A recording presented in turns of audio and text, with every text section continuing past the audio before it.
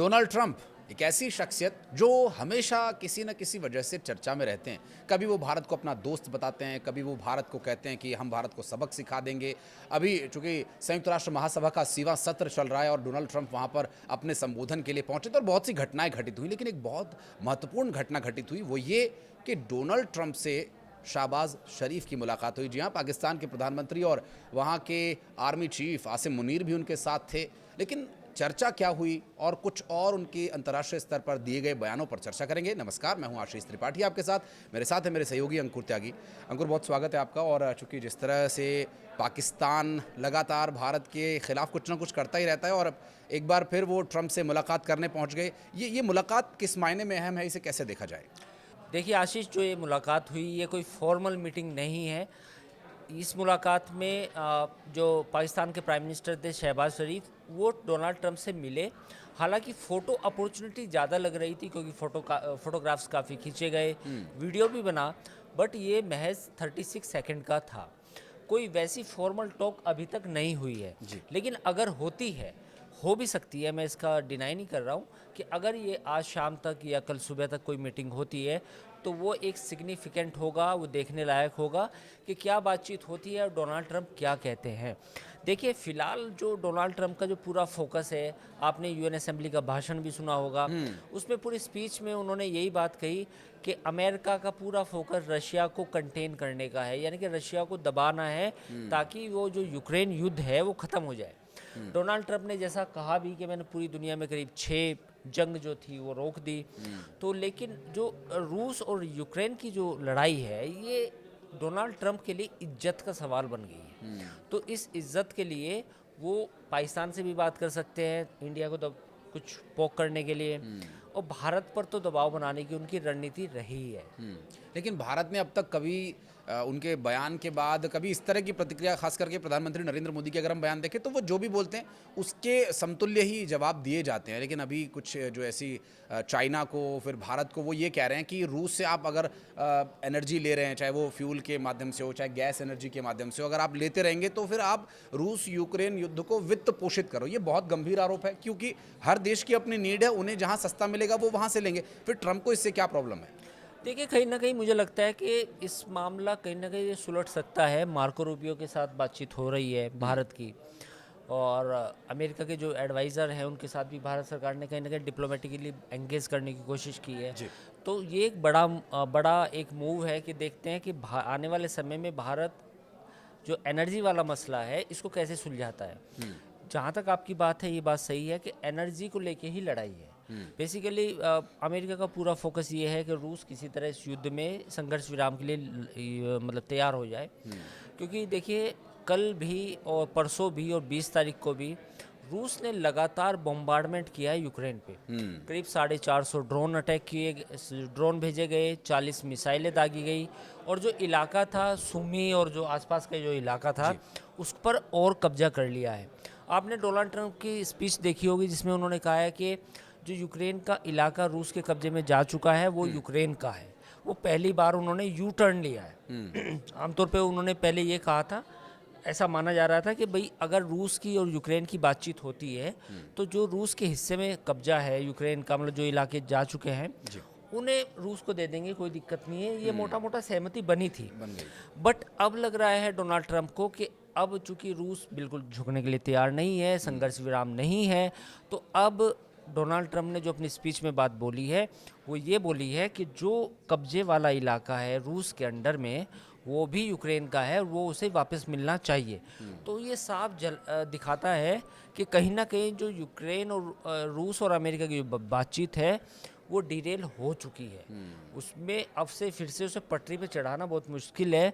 तो वो जो अलास्का में मीटिंग हुई थी, B-2 बॉम्बर से सलामी दी गई थी, तमाम तरह की चीज़ें हुई थी, वो उसका कोई असर नहीं। मुझे वही, आपने जब जिक्र किया तो मुझे वही अलास्का की मीटिंग याद आई, जब डोनाल्ड ट्रंप से मिल करके, और बड़े इतने दबंग अंदाज में पुतिन जैसे रहते हैं हमेशा उसी तरह से गए, और फिर उन्होंने इनवाइट किया कि अब आप मॉस्को आइए। हम आपको इनवाइट करते हैं, उसके बाद कोई औपचारिक जवाब ना तो उनका आया और ना ही अभी कोई निकट भविष्य में ऐसी कोई संभावनाएं दिखाई दे रही हैं। लेकिन डोनाल्ड ट्रंप का एक जो विषय है, हमेशा से कुछ ना कुछ उनके व्यक्तित्व को लेकर, उनकी बातों को लेकर चर्चा होती रहती है, क्योंकि हम देखते हैं जो वर्ल्ड लीडर्स हैं, चाहे वो पुतिन हों, मोदी हों या जिनपिंग हों, उनके इस तरह की विषयों पर चर्चा हमने कभी नहीं सुनी। क्योंकि अभी जो वो गए तो उनकी पत्नी एस्केलेटर पर गिर सकती थी, एस्केलेटर बंद हो गया, फिर उनको प्रॉम्प्टर को लेकर कुछ दिक्कत हो गई। इस तरह की बातें करके क्या वो चर्चा में आने की कोशिश करते हैं या उनका व्यक्तित्व ही ऐसा है? नहीं, उनका व्यक्तित्व ही ऐसा है।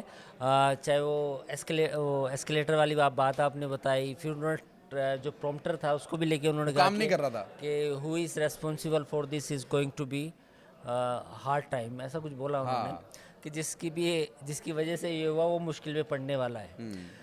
देखिए, ये उनका अंदाज है, और अंदाज तो वो भी देखा होगा आपने कि जब फ्रांस के राष्ट्रपति मैक्रोन जो थे वो ट्रैफिक जैम में फंस गए, तो उन्हें फ़ोन किया। हाँ, ये भी घटना हुई तो थी। ये भी घटना हुई। तो अमेरिका में इस तरह की घटना अब हो रही हैं। हालांकि लोग अंदाज़ा लगा रहे थे कि यार ट्रैफिक जैम तो हमारे दिल्ली में होता है, जब वीआईपी मूवमेंट होता है या किसी का ट्रैफिक रोका जाता है, तो अमेरिका में भी ट्रैफिक रोका जाता है। हाँ, और उस चीज़ का शिकार हुए एक विदेश के वहाँ के मेहमान जो वहाँ पहुँचे हुए थे, और वो भी प्रधानमंत्री स्तर के एक व्यक्ति या माफ़ कीजिएगा राष्ट्रपति स्तर के व्यक्ति के साथ अगर इस तरह की घटना होती है तो स्वाभाविक है चर्चा तो बनेगी। और फिर मुझे इस घटना से एक और वो जब नॉर्थ कोरिया के जो किम जोंग उन है, उन्होंने जब एक ट्वीट करा था कि एक मेरे पास बटन है मेरे टेबल पर, वो और फिर उसका जवाब ट्रंप ने दिया था कि मेरे पास भी टेबल पर बटन है, वो तुमसे बड़ा है। तो वो इस तरह की बातें बचकाना, एक लड़ाई झगड़ा या एक उनके व्यक्तित्व में ये चीज़ दिखती भी है। ये क्या ये नोबेल ना मिलने की खींच है त्यागी जी? हाँ, ये बहुत सारी खीज है। देखिए ट्रंप ने क्या नहीं किया। ट्रंप ने 6 लड़ाइयों का अपना वो लिया, क्रेडिट लिया, भारत पाकिस्तान की लड़ाई का भी लिया, रुकवाने का भी, और रशिया यूक्रेन युद्ध को कहा कि मैं आते ही 20 दिन में ख़त्म कर दूंगा। अब वो 8 महीने हो गए, वो नहीं हुआ। तो ये तमाम चीज़ें हैं जो ट्रंप को मतलब एक कॉम्प्लेक्स पर्सनैलिटी बनाते हैं, वो उनका अंदाजे बयान है। कनाडा को बोलना कि आप हमारा 51 स्टेट बनेंगे अमेरिका का, वो भी एक मुद्दा है। नाटो को पहले उन्होंने कहा था कि नाटो की अब कोई ज़रूरत नहीं रह गई है, और आज नाटो के बारे में ये कहा उन्होंने कि नाटो जो है अब पूरे यूरोप में जहाँ लगे उसको थ्रेट है, वो अपना काम कर सकता है, यानी कि अपने डिफेंस में कदम उठाए, चाहे वो ज़मीन पे लड़ाई लड़े या फिर आसमान में जो एंटी डिफेंस सिस्टम है उसको एक्टिवेट करे, या रूस का कोई प्लेन किसी भी यूरोपियन कंट्री में घुसे। शायद पोलैंड में कोई प्लेन गया था, चला गया था गलती से या जैसे भी गया हो। तो अब डोनाल्ड ट्रंप ये भी कह रहे हैं कि अगर कोई प्लेन आता है रूस का तो आप उसे गिरा दें बिना कुछ पूछे, सवाल जवाब करें। तो ये यू टर्न मारना और अपनी बातों को फिर पलटना, ये उनका अंदाजे बयां, ये उनकी पर्सनैलिटी का हिस्सा है। ये पूरी दुनिया को सोच समझ लेना चाहिए कि भाई ट्रंप ऐसे ही है। और जो वो 5 से 6 युद्ध उन्होंने गिनवाए, मुझे नहीं लगता कि उनमें से अभी तक भी कहीं पे युद्ध बंदी हुई है। अगर हम बहुत दूर ना जाकर के अपनी बात करें, भारत पाकिस्तान को वो युद्ध रुकवाने की बात कर रहे हैं, तो वो पूरी तरह से तभी हम रुका हुआ मानेंगे जब वो पाकिस्तान की तरफ से जो इन्फ्लिस्ट्रेशन हो रहा है, आतंकवादी जो भेजने की कोशिश कर रहा है। हालांकि सेना ने अब ये सब अपने स्तर पर नाकाम कर दिए, लेकिन हाल के दिनों में न तो पाकिस्तान की तरफ से ये बात स्वीकार की गई कि हाँ जी हम इसे रोक देंगे। क्या वो इसके पीछे कारण ये माना जाए कि अगर पाकिस्तान ये स्वीकार करता है कि हम आतंकवादियों को आपके देश में नहीं जाने देंगे, तो ये बात साबित हो जाएगी कि आतंकवाद उनके देश में है? ऑपरेशन सिंदूर अभी जारी है, ये सरकार का ऑफिशियल स्टैंड है जी। तो आप कैसे कह सकते हैं कि लड़ाई हुई है? लड़ाई ख़त्म हो गई। लड़ाई कभी भी हो सकती है, जंग कभी भी हो सकती है। गाज़ा में जो स्थिति है वो भी जारी है। फ़िलिस्तीन को लेके जो बवाल मचा है पूरी दुनिया में, अमेरिका ने इसराइल ने तो साफ तौर पर कह दिया कि वो फ़िलिस्तीन को एज ए स्टेट कभी नहीं मानेगा। ये उसने दोबारा फिर बोला, जबकि यूएन में इसका मुद्दा उठ के आया है। ब्रिटेन ने मान्यता दे दी फ़िलिस्तीन को, ठीक है। उसके बावजूद इजराइल ने कहा कि भाई हम इसको नहीं मानते। ईरान वाला मसला नहीं सॉल्व हुआ। ईरान अभी भी हथियार इकट्ठा करने की कोशिश कर रहा है, चाहे वो रूस से आए चाहे वो कहीं से आए। हो सकता है भविष्य में भी ईरान परमाणु बम बना ले, इसकी भी कोई ऐसी गारंटी नहीं है कि वो नहीं बनाएगा। अब आ जाते हैं रूस और यूक्रेन युद्ध के बीच में, वहाँ पर भी कोई स्थिति सही नहीं है। अजरबैजान की बात करें, वहाँ भी कोई स्थिति सही नहीं हुई इतनी। तो ठीक है, ट्रंप लेना चाहते हैं, ले सकते हैं, बट जो ग्राउंड रियलिटी है वो अलग है। वो आप माने या ना माने, ये बात अलग है कि उनके बयान हेडलाइंस बनते हैं और ट्विटर पर ट्रेंड करते हैं, लोग उनके बारे में बात करते हैं, पर उसकी वजह अमेरिका है, क्योंकि वो अमेरिका के राष्ट्रपति है। लेकिन जो सच्चाई है, वो सच्चाई ये है कि अभी भी दुनिया में जो क्योस है वो है, क्योस कहीं भी ख़त्म नहीं हुआ है। लेकिन इस बारे में जब हम चर्चा करते हैं तो डोनाल्ड ट्रंप के व्यक्तित्व के अलावा कुछ और बातें भी जो बहुत ज़रूरी हो जाती हैं जानना, वो ये कि डोनाल्ड ट्रंप के जब एक बयान से, जो आपने यूटर्न वाली बात कही, तो वो किसी व्यक्ति के लिए एक तरफ तो वो कहते हैं कि बहुत हमारे अच्छे दोस्त हैं, जैसे कि अभी आपने जिक्र किया रूस यूक्रेन युद्ध का, तो उन्होंने बोला था कि पुतिन से मेरे बहुत अच्छे संबंध हैं। फिर वो दूसरी तरफ कहते हैं कि हम रूस का प्लेन आए तो आप गिराइए। तो ये इस तरह की बातें, क्या वो ये नहीं अपने स्तर पर उसके विचार कर पाते कि इस तरह के बयान से अंतर्राष्ट्रीय उनके स्तर पर छवि या उनकी बातों की साख गिरेगी, या फिर ये कोई स्ट्रैटेजी है उनकी जिससे उन्हें ये लगता है कि उनकी देश भर में पूछ होगी? ये उनकी स्ट्रेटजी है।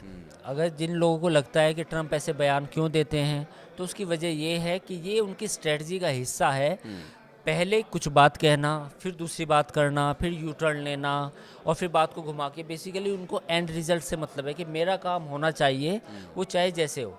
अब रूस पुतिन की तारीफ़ करना, वो उनकी नेगोशिएशन की स्किल है। वो कहते हैं कि पुतिन आप महान हो, आप अच्छे नेता हो, तो वो चाहते हैं कि पुतिन इस बात को वैसे ग्रहण करे। थोड़ी देर में फिर ये बोल देना 2 महीने के बाद कि रूस का कोई प्लेन है, गिरा देना। तो ये उनकी स्ट्रेटजी का हिस्सा है। उन्होंने बहुत दिन पहले एक किताब लिखी थी, how to make a deal, है ना। तो वो डील करना जानते हैं, बिजनेसमैन रहे हैं, उनको पता है कि मुझे कैसे किससे क्या धंधा करना है जी। तो वो अब वाइट हाउस को एज ए बिजनेस लीडर चला रहे हैं, ना कि कोई राष्ट्राध्यक्ष या एक कहें कि प्रेसिडेंट। एक और महत्वपूर्ण विषय था त्यागी जी, मैं इस पे चाह रहा हूँ कि आप भी बताएं कि एक तो जो यूएन की महासभा की ये जो सत्र चल रहा है, 80वां सत्र है, एक बहुत लंबा वक्फा हमने देखा कि यूएन ने अंतर्राष्ट्रीय विषयों को सुलझाने की कोशिश की। भारत का एक मैं बयान कोट करना चाहूँगा। भारत की तरफ से पाकिस्तान को बड़े ही साफ शब्दों में कह दिया गया है कि आपने जो भी भारत की ज़मीन कब्जाई हैं, आपको उन्हें छोड़ना होगा। इस पर भी क्या ट्रंप की प्रतिक्रिया आनी चाहिए? क्या इस पर भी, क्योंकि वो तो प्रणेता बन रहे हैं कि हम भारत पाकिस्तान का युद्ध रुकवा देंगे, और फिर भारत की तरफ से जो तीखी प्रतिक्रिया दी गई है, एकदम जो इसका इस मामले पर इसे पॉइंट आउट किया गया, क्या इस पर भी ट्रंप को बोलना चाहिए? अभी तो सिचुएशन डिफरेंट है। अभी देखिए ट्रंप के साथ जो अभी ताल्लुकात हैं, जो अमेरिका के साथ ताल्लुकात हैं, वो उतने अच्छे नहीं हैं। वो कहीं ना डोलड्रम है। वो बहुत सारे इशू हो सकते हैं जिनके लेके मतभेद है। H1B वीज़ा आया, अभी लेटेस्ट ये है। तो मुझे लगता है कि अभी पाकिस्तान में ये सोचना कि अमेरिका इंडिया को सपोर्ट करेगा किसी मुद्दे पे, ये तो मुश्किल है। अभी इंडिया और अमेरिका के बीच में ट्रेड डील का जो एक मसला है वो सोल्व होना बाकी है। H1B वीज़ा का है, और एक जो ट्रस्ट डेफिसिट क्रिएट हुआ है, यानी कि ट्रंप के साथ डील नहीं हो पाई भारत की। एक मोटे शब्दों में मैं ये बात कहना चाहता हूँ कि अगर डोनाल्ड ट्रंप के साथ डील हो जाती तो ये मसले ना होते। अब वो डील नहीं हो पाई, तो अब अभी एक्सपेक्ट करना कि अमेरिका इंडिया को कुछ सपोर्ट करेगा, किसी मुद्दे बयान देगा, पाकिस्तान को लेके कुछ वो करेगा। पाकिस्तान को जो भी सपोर्ट मिल रहा है वो इंडिया को चिढ़ाने के लिए मिल रहा है, इंडिया को दबाने के लिए मिल रहा है, इसके अलावा कुछ नहीं है। क्योंकि अमेरिका जैसे देश, अगर मैं गलत हूँ तो आप मुझे टोकिएगा, कि अमेरिका जैसे देश, और खास करके अगर ट्रंप हो, अगर वो देखते हैं कि उनका फ़ायदा नहीं हो रहा है तो वो उस विषय में हाथ डालते ही बिल्कुल नहीं, सब नहीं। जगह और पाकिस्तान से उन्हें वैसे भी कोई लाभ होने वाला नहीं है। पाकिस्तान से वो क्रिप्टो का कुछ हुआ है, उससे थोड़ा बहुत उनको फ़ायदा पहुंचा है। बट इसके अलावा एज ए कंट्री की वेलबींग सोचना, इन्वेस्टमेंट करना पाकिस्तान में, ये करना, ऐसा कुछ नहीं है। Americans will protect their own interest. उनके जहाँ जहाँ इंटरेस्ट होंगे, जैसे जैसे वो उनके लिए काम करेंगे, नथिंग मोर देन दैट। ये पाकिस्तान को भी समझना चाहिए, और पूरी दुनिया में कोई भी मुल्क हो उसको भी समझना चाहिए कि अमेरिका का हाथ साथ मिलने से कोई ऐसा नहीं कि बहुत ज़्यादा तरक्की होगी। कुछ वेस्टेड इंटरेस्ट हैं। अब अफ़गानिस्तान, ईरान में जो ईरान की सिक्योरिटी को लेके, या आगे भविष्य की थ्रेट को लेके, जो बरगाम एयरबेस है अफ़गानिस्तान का, ट्रंप ने उसको बयान दिया कि वो हमें मिलना चाहिए।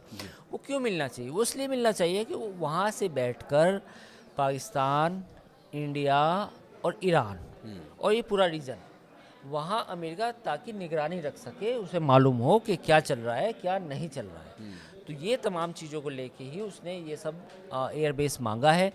तो अमेरिकन्स के जहाँ जहाँ इंटरेस्ट होंगे, डोनाल्ड ट्रंप उसको प्रोटेक्ट करेंगे। और मुझे नहीं लगता कि पाकिस्तान को क्रिप्टो के अलावा कुछ फ़ायदा होने वाला है अमेरिका से दोस्ती का। निश्चित रूप से, क्योंकि हम देख रहे हैं कि डोनाल्ड ट्रंप जेलेंस्की का सपोर्ट करने की बात कहते हैं पहले, फिर मीडिया के सामने किस तरह से उन्होंने बाकायदा एक लताड़ा एक राष्ट्राध्यक्ष के साथ इस तरह से बातचीत करने का वो वीडियो भी सोशल मीडिया पर काफ़ी वायरल हुआ था। फिर वो एक तरफ कहते हैं कि हम उनका साथ देंगे, दूसरी तरफ इस तरह की बात करते हैं। शहबाज शरीफ को अभी मिलने के लिए जो समय मिला या नहीं मिला, वो भी एक तरह की इंटरनेशनल बेइज्जती हो रही है पाकिस्तान की। तो अपनों का या जिसको वो अपना कहते हैं, इजराइल के विषय में भी अभी आपने जो जिक्र किया कि इजराइल वो कह रहा है कि हम फ़लस्तीन को देश नहीं मानते, उस पर भी अमेरिका का बहुत कोई क्लियर स्टैंड नहीं है। नहीं, एक क्लियर है कि उन्होंने हालांकि अमेरिका ने खुल के नहीं बोला, पर अमेरिका का जब तक फ़िलिस्तीन को लेके क्लियर स्टैंड नहीं होगा तब तक मुश्किल है कि फ़िलिस्तीन का एक एज ए कंट्री मतलब डिक्लेयर होना। लेकिन जो अभी हालात हैं, अब तो हालात और भी ख़राब हो गए हैं। आप ये देखिए कि गाज़ा को पूरी तरह से एक तरह से चारों तरफ से उसको कंट्रोल कर लिया गया है। वेस्ट बैंक का भी काफ़ी हिस्सा इजराइल के पास है अब। तो आज की डेट में मुझे लगता है कि फ़िलिस्तीन की जो रियलिटी है वो बहुत मुश्किल है, कागज़ों पे है, लेकिन असल में जो फ़िलिस्तीन के लिए आज से 25 या 30 साल पहले जो स्थिति थी वो ज़्यादा बेहतर थी। आज के हालात में फ़िलिस्तीन का बनना मुझे तो मुश्किल लग रहा है। उसकी वजह ये है कि इजराइल में जो एंटी फ़िलिस्तीन जो एक सेंटिमेंट है और जो नैरेटिव है वो ज़्यादा स्ट्रॉन्ग है। और गाज़ा के फॉल आउट के बाद, यानी कि अगर गाज़ा पूरी तरह साफ़ हो जाता है और यहाँ की आबादी भी कहीं माइग्रेट कर जाती है, उसके बाद तो इजराइल लगता नहीं कि इजराइल फ़िलिस्तीन को वापस बनने देगा। जी, निश्चित रूप से, चूँकि कुछ इसमें भारत के भी अहम विषय हैं, लेकिन हम चूँकि समय की कमी है इसलिए हम इस विषय को अभी यहीं विराम देते हैं। लेकिन भारत के इस तरह के विषयों पर बातचीत करने के लिए मैं फिर से चाहूँगा कि आप समय निकालें हमारे साथ बातचीत करने के लिए। अंकुर जी, बहुत बहुत धन्यवाद हमारे साथ बातचीत करने के लिए। तो दोस्तों, ये जो विषय है भारत का अंतर्राष्ट्रीय स्तर पर, आपको क्या लगता है कि आप भारत को अंतर्राष्ट्रीय स्तर पर कहाँ देखना चाहते हैं और भारत की जो इन दिनों भूमिका है वो कितनी मजबूत आपको नजर आती है? इस बारे में अगर आप कुछ कहना चाहें तो कमेंट सेक्शन में आपका मोस्ट वेलकम है। बहुत बहुत शुक्रिया इस वीडियो को अंत तक देखने के लिए।